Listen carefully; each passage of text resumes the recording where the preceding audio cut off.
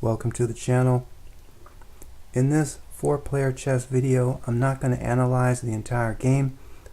To be honest, I'm not even really that strong of a player to be going too far into depth in analysis.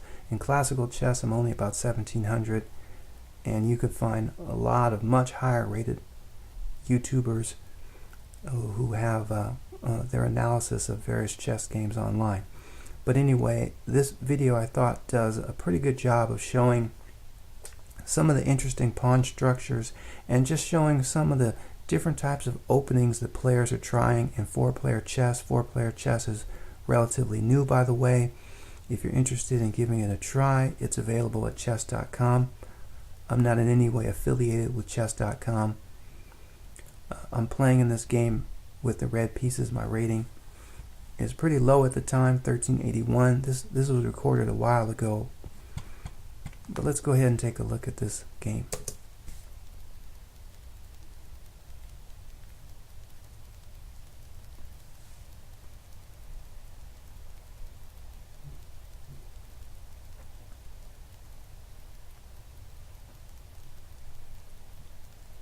One of the ideas in fianchettoing the bishop is it allows the bishop to deliver a check to the blue king along this short diagonal.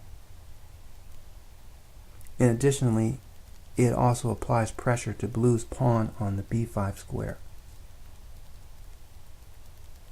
So I deliver the check to the blue king, and blue blocks the check. A lot of players have noted online that if a player to the left of you delivers a check, it can be quite deadly. I'm to the right of blue, so after I delivered the check, it was immediately blue's turn next, and so blue just blocked it with no problems. Here I retreat the bishop and continue to apply pressure to blue's b5 pawn.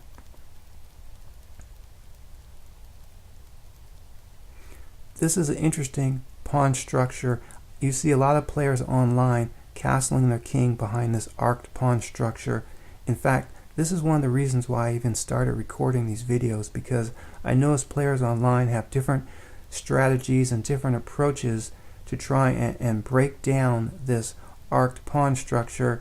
It has the advantage of allowing a bishop to sort of peek out and to look out with some scope, but it has some weaknesses as well, which we'll see in just a moment.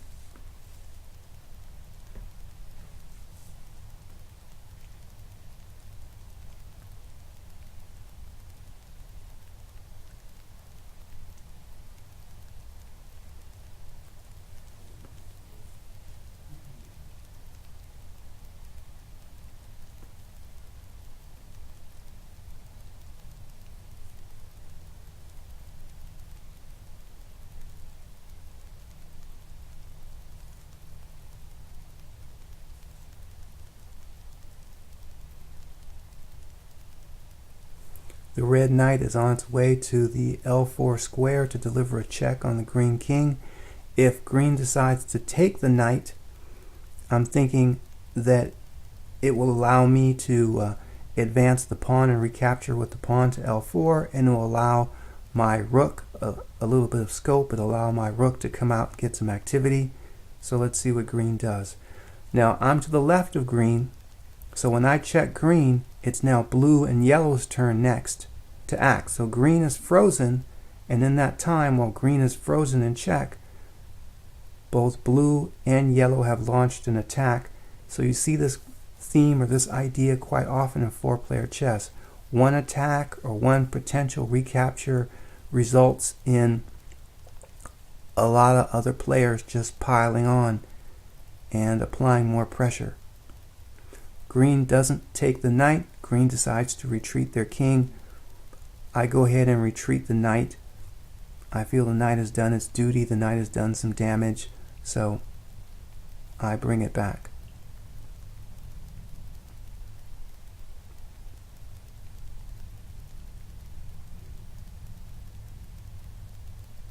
With this moment here, I'm trying to show that green's pawn structure allows its bishop to peek out and put pressure on my pawn on J2, and even blue's queen is also putting some pressure on J2. So in this particular moment, I see that by my pawn structure, I don't have a lot of activity for my bishop, and my rook on the I and the J squares there on their starting square. Here I'm showing the idea of returning with the knight and capturing green's pawn on the M6 square. I feel that, or I thought that if green has to cover the M6 square to prevent another deadly check, then I feel that I've gained an advantage and green will be somewhat weak if green has to babysit that pawn. On the other side of the board, green has moved a pawn, and in so doing opened up a diagonal between the yellow bishop and blue's own bishop, and we'll see a similar idea. Just as green was sort of frozen with multiple attacks going on but only able to make one move, we're now about to see blue in a similar predicament. So blue's piece has been recaptured. Yellow took blue's bishop, so blue has a chance to recapture the yellow bishop, but now immediately I'm applying pressure with my own bishop on blue's queen. So maybe blue overlooked that their queen was in jeopardy, their promoted queen, so I went ahead and took that queen.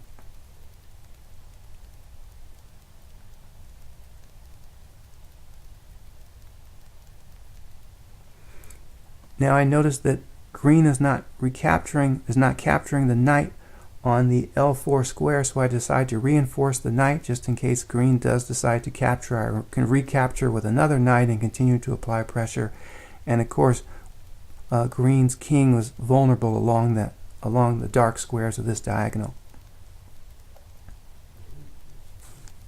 This particular diagonal here.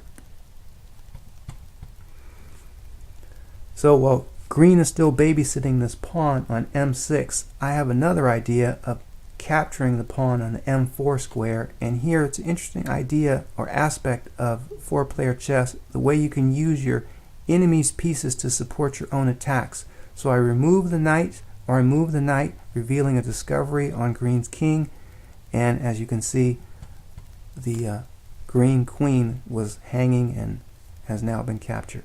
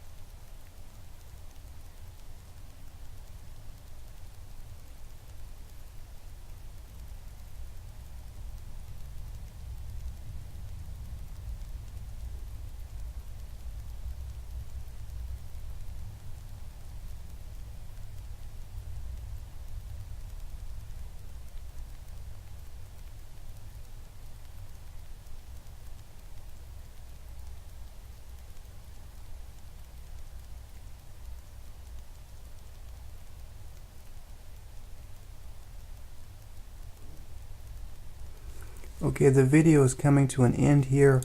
Despite my attacks in this process, blue has managed to mass up a lot of points and even checkmate yellow. And so sometimes it's better, in some situations, it's better in four-player chess to play for points rather than checkmate. I'll try and talk about that or provide some different examples in future videos.